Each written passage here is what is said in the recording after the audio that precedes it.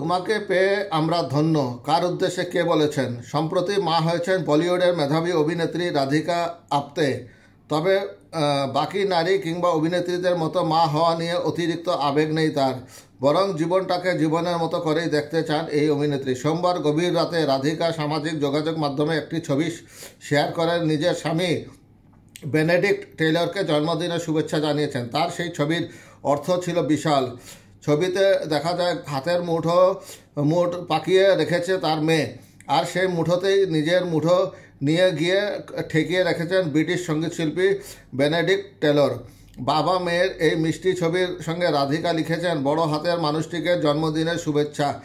আমরা তোমাকে খুব ভালোবাসি এবং আমাদের খুবই সৌভাগ্য যে তোমাকে পেয়েছি। ক্যাপশন দেখেই বোঝা যাচ্ছে নিজের সঙ্গে জুড়ে দিয়েছেন মেয়ের বক্তব্য। হ্যাশট্যাগ রাধিকা লিখেছেন, ফেভারিট পার্সন, প্রিয় মানুষ, শব্দবন্ধ।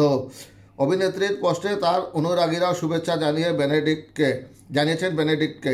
2011 সালে ব্রিটিশ সঙ্গীতশিল্পী এবং সুরকার বেনেডিক্ট টেলরের সঙ্গে লন্ডনে একত্র বাস শুরু করেন রাধিকা। পরে জানা যায় 2012-13 সালের দিকে তারা আইনি বিয়ে সম্পন্ন করেন। এরপর প্রায় 12 বছর পর 2024 সালে মা হয়েছেন রাধিকা। যদিও তার আভাস সামাজিক যোগাযোগ মাধ্যমে একেবারেই রাখেননি তিনি। গত অক্টোবরে আচমকা লন্ডনের এক চলচ্চিত্র উৎসবে লাল গালিচায় ধরা দেন তিনি। সেখানেই প্রথমবারের মতো তার বেবি বাম্প দেখে স্পষ্ট হয় মা হতে যাচ্ছিলেন তিনি। তার কিছুদিনের মধ্যেই কন্যা সন্তানের জন্ম দেন রাধিকা। নিজেই ইনস্টাগ্রামে সেই খবর দেন অনুরাগীদের।